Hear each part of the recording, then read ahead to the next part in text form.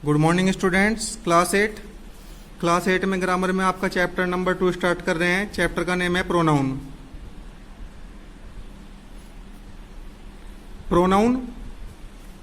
Pronoun की देखिए definition क्या होती है। Pronouns are the words which can take the place of nouns.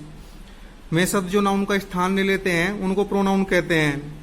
And when required, जब कभी आवश्यकता होती है तो नाउन के स्थान पर जिन शब्दों का हम इस्तेमाल करते हैं उन्हें हम प्रोनाउन कह सकते हैं। We replace nouns to avoid repetition. बार बार रिपीट करने के बजाय नाउन को यदि बार बार रिपीट करते हैं तो बार बार रिपीटिशन से बचने के लिए हम प्रोनाउन का यूज करते हैं। कुछ एग्जाम्पल हैं देखिए।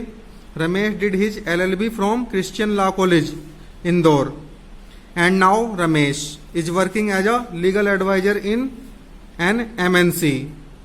तो रमेश नाउन है, यहाँ पे भी रमेश का यूज किया गया है। नेक्स्ट सेंटेंस में रमेश के स्थान पर देखिए हमने यहाँ पे ही का यूज कर दिया। Ramesh did his LLB from Christian law college Indore and now he is working as a legal adviser in an MNC। तो रमेश के स्थान पर हमने ही का यूज किया है। और एग्जाम्पल देखिए इसके क्या है। I know Aradhya has a wonderful gadget. I sell see Aradhya's gadget. Aradhya's gadget एक निर्जीव वस्तु है, इसके लिए हमने यहाँ पे इट का यूज कर दिया। तो सेंटेंस बन जाएगा ये आपका, I know Aradhya has a wonderful gadget. I shall it at her place tomorrow. तो गैजेट निर्जीव वस्तु है, इसके स्थान पर इट का यूज कर दिया। तो कहने का मतलब है कि नाउन यदि आ रहा है, यदि मैस्कुलाइन जेंडर में नाउन आता है तो उसके लिए हम ही का यूज कर देते हैं। फेमिनाइन जेंडर के लिए यदि आता है तो उसके लिए शी का यूज करते हैं हम। और यदि कोई नॉन लिविंग थिंग्स है उसके लिए आ रहा है तो उसके लिए हम इट का यूज कर देते हैं। इसके बाद आते हैं students kinds of pronoun. Kinds of pronoun, noun के प्रकार। प्रोनाउंस के प्रकार। Pronouns are mainly of the following kinds. Pronoun कई प्रकार के होते हैं। सबसे फर्स्ट पर आता है personal pronoun. This is the pronoun that stand for 3 persons. 3 person के लिए जो इस्तेमाल किए जाते हैं उनको पर्सनल प्रोनाउन बोलते हैं। पर्सन स्पीकिंग, जो बोलने वाला व्यक्ति होता है उसको हम फर्स्ट पर्सन बोलते हैं। पर्सन स्पोकन टू, जिसको वो बोलता है, जिससे वो बात करता है, वो सेकंड पर्सन आता है। And the person spoken of third person, और जिस व्यक्ति के बारे में बात की जाती है वो थर्ड पर्सन होता है। These 3 personal pronouns can be further classified on the basis of number and gender. ये जो 3 पर्सनल प्रोनाउन होते हैं इनको नंबर और जेंडर के आधार पर वर्गीकृत किया गया है। On the basis of number, number के आधार पर। They are of 2 kind, singular and plural. तो सिंगुलर में देखे कौन कौन से आते हैं। I, she, he, my, mine, her, you etcetera. And plural you, they, them, those, these etcetera. On the basis of gender, gender के आधार पर they are of 3 kinds. Masculine, जैसा कि अभी बताया था स्टूडेंट्स मैंने आपको। मैस्कुलाइन, मैस्कुलाइन का मतलब होता है पुल्लिंग। पुल्लिंग कौन कौन से होते हैं। He, him, his etcetera. Feminine she and her.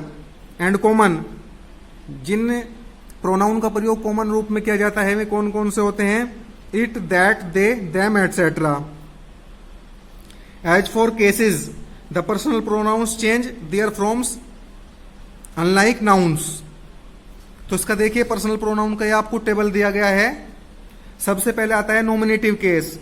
Nominative case से हमारा मतलब सब्जेक्ट से होता है। सब्जेक्टिव केस भी इसको कह सकते हैं हम, सब्जेक्टिव केस। दूसरा है जेनिटिव केस। जेनिटिव केस से मतलब पजेसिव से है, उसके अधिकार से संबंधित है। और तीसरा है एक्यूजेटिव केस। तो इसमें स्टूडेंट्स आपके चल रहे थे, केस के बारे में बता रहे थे हम आपको। नॉमिनेटिव केस का मतलब सब्जेक्ट होता है, सब्जेक्टिव केस इसको कह सकते हैं। जेनेटिव केस पजेसिव केस, यानी कि जो अधिकार से संबंधित होता है, कर्ता का जिस पर अधिकार होता है। और तीसरा केस इसमें आता है एक्यूटिव केस। एक्यूटिव केस का मतलब होता है एक्यूसेटिव केस का मतलब होता है ऑब्जेक्टिव केस। तो नॉमिनेटिव केस में सबसे पहले आता है आई के ऑब्जेक्ट होते हैं माई और माइन। आई के पॉजेसिव दिए हैं ये माई और माइन, और इसका ऑब्जेक्ट होता है मी। इसी प्रकार से यू के पॉजेसिव होते हैं योवर, योवर्स।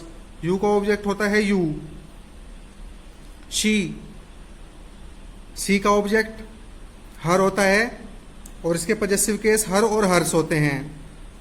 इट सब्जेक्ट के रूप में है, इट का पॉजेसिव केस आ गया आपका इट्स, और इसका ऑब्जेक्टिव केस होता है इट। दे सब्जेक्टिव केस में है, दे के पॉजेसिव केस में आ गए आपके दियर और दियर्स। दे के objective case them. We subjective case में है, वी के पॉजेसिव केस आ गए आपके आवर, आवर्स। वी का ऑब्जेक्टिव केस अस।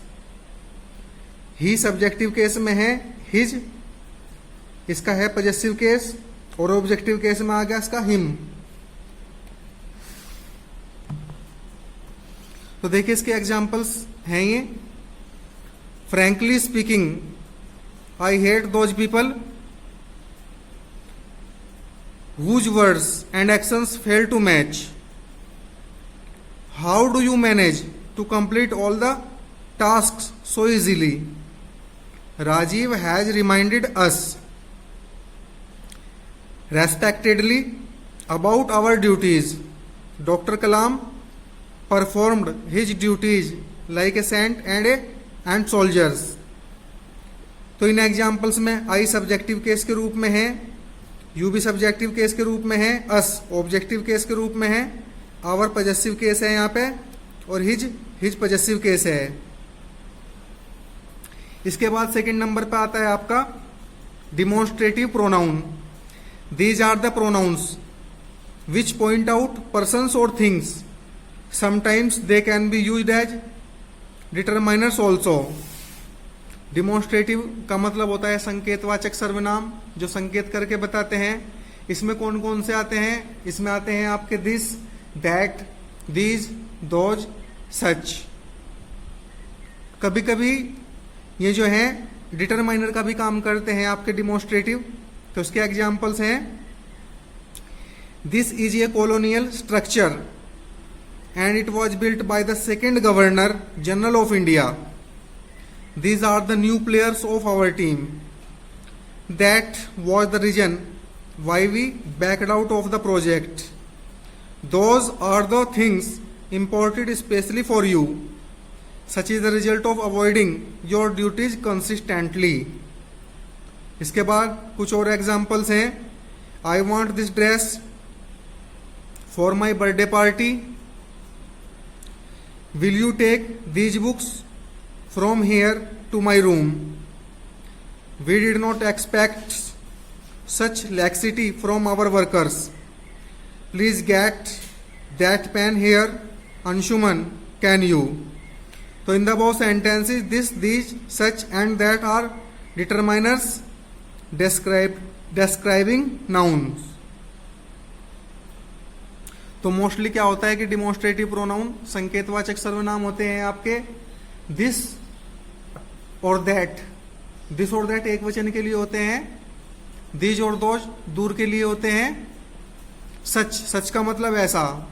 और लास्ट के जो एग्जाम्पल आपको क्लियर किए गए हैं ये, इसमें डिमॉन्स्ट्रेटिव प्रोनाउन जो है यहाँ पे डिटरमाइनर का काम कर रहे हैं। तो आज केवल दो प्रकार के प्रोनाउन आपको एक्सप्लेन किए गए हैं। एक तो आपका पर्सनल प्रोनाउन है, दूसरा आपका डिमॉन्स्ट्रेटिव प्रोनाउन है। तो इनको आपको अच्छी तरीके से लर्न करना है। Thank you students and have a nice day.